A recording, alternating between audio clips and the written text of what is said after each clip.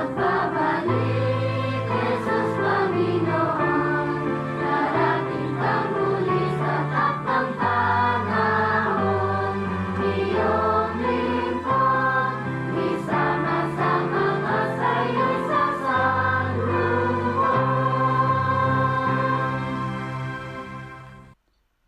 Kalooban ng Diyos na ibigay ang kaharian.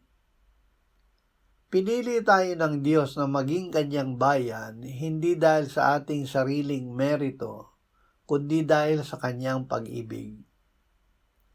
Dahil tayo ay pag-aari ng Diyos, siya mismo ang nagtatanggol sa atin.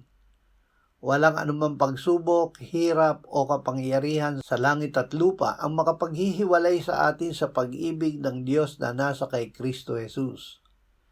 Ang paghahari sa atin ng Diyos ang pinakamahalagang kayamanan na bigay niya sa atin. Ang lahat ng sakripisyo ay nagiging kagalakan dahil ang ating pakikisama ay sa Ama, Anak at Espiritu Santo.